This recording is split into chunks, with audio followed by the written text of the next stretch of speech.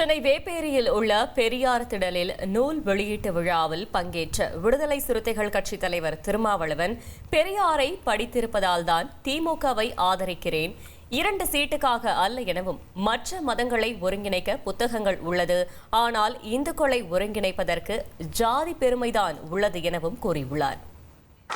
நான் திமுகவை ஆதரிக்கிறேன்னா அதுக்கு திமுகவோட இருந்து நம்ம பதவி பெறலாங்கிறதுக்காக இல்லை.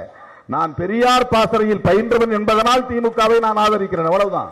Very simple.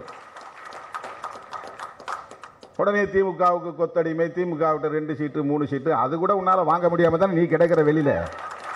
ஒரே ஒரு கவுன்சிலர் சீட்ல கூட உன்னால ஜெயிக்க முடியலையே, அதுல என்ன பெருமை? பாலிடிக்ஸ்ல ஸ்ட்ராட்டஜி தான் முக்கியம். யாரோடு கூட்டணி சேரணும், எப்படி வெற்றி பெறணும், எப்படி அதிகாரத்தை பகிர்ந்து கொள்ளணும் அப்படிங்கறதா ஸ்ட்ராட்டஜி.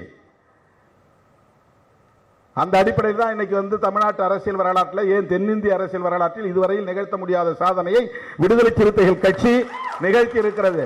திராவிட முன்னேற்ற கழகத்தோடும் திராவிடர் கழகத்தோடும் இணைந்து பணியாற்றிய சூழலில் இந்த அதிகாரத்துக்காக நாங்கள் பணியாற்றலை. இப்போ கூட ஐயா அவர்கள் இந்த ஒரு புத்தகத்தை பிடிக்கும்போது, பிடிங்க 3வது குழல் சும்மா இருக்கக்கூடாது பிடிங்க அப்படின்னாரு. அதை உரிமையோடு சொல்றாரு, அந்த உணர்வோடு சொல்றாரு. இன்னைக்கு தமிழகத்தில் முதுபெரும் தலைவர், மூத்த தலைவர், அவர் தான் இன்னைக்கு நம்முடைய திராவிட அரசியலின் மையமா இருக்கிறார். அவர் மனப்பூர்வமாக விடுதலை சிறுத்தைகளை 3வது குழல் என்று சொல்லுகிறார் என்றால் எந்த எதிர்பார்ப்பும் கிடையாது. என்னை திருப்திப்படுத்த வேண்டும் என்கிற தேவை அவருக்கு கிடையாது. இந்துக்களை ஒருங்கிணைப்பதற்கு சாதி பெருமை வேணும். அப்ப சாதி, அதுதான் இவனுங்க குடிப்பெருமைன்னு சொல்றாங்க. அதனால தான் பிஜேபி டீம் நாம சொல்றோம். அது என்ன குடிப்பெருமை? சாதியை ஒழிக்கணும் தான் சொல்லணும். அதுல பெருமைப்படுவதற்கு என்ன இருக்கிறது? சாதியிலே பெருமைப்படுவதற்கு என்ன இருக்கிறது? சாதி பெருமை என்றாலும் குடிப்பெருமைனாலும் ஒண்ணுதான். இனி செல்லும் இடமெல்லாம் செய்தி. தந்தி டிவியின் வாட்ஸ்அப் சேனலை ஃபாலோ பண்ணினா செல்ல இருக்கும் இடமெல்லாம் செய்தி.